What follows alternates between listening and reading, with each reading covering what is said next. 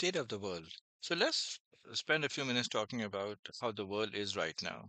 Let's start off with Pakistan. So for anyone who spends any time looking at the world news, looking at the different websites, different newspapers, you'd invariably come across the negative news about Pakistan. You would hear mentions about our fiscal incapacity, our political turmoil, that we don't have money to feed our population. The dollar rupee disparity is growing crazy, super high inflation rate, all kinds of negative things about Pakistan. So one would be a frustrating thing that Pakistan perhaps is at the verge of defaulting.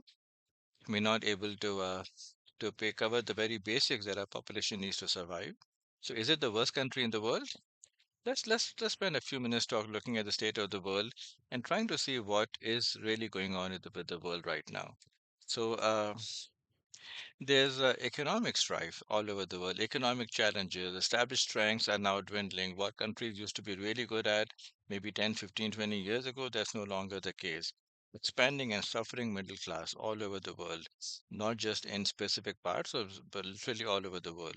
Increasing gap between the rich and the poor, food insecurity, and this is just one area, the economics. Let's talk about politics. Great divide between the left and the right. Ideology is now trumpeting everywhere else. You cannot have a decent conversation where you could have an argument, discussions back and forth, and the best argument wins. That's no longer the case. That's happening. Huge spread of disinformation, military conflicts, human right violation. Let's keep going. Demographic challenges that the whole world is dealing with, climate and environmental challenges that the whole world is dealing with. And that's just at the top of the list. Going down the list, trying to identify the categories where the world is dealing with these challenges as we speak. There's gender discrimination, there's diversity issues, inclusivity issues, lack of education, access to healthcare. You name it, there's an issue. You name it, and somewhere in the country, in the world, the people are dealing with those issues, those challenges.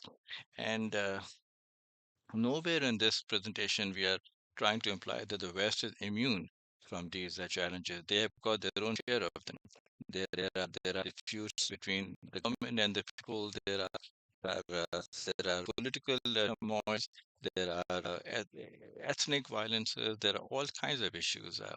So, what's the point of this slide? What are we trying to say here? What we're trying to say here is that let's just acknowledge the fact that with some efforts, with some productive plans, with some selfless leadership, and with the strong execution, Pakistan can break away from the pack. Pakistan really can break away from the pack. When there's this turmoil everywhere, there's chaos everywhere. Every country is at a different point where they are on the whole chaos spectrum.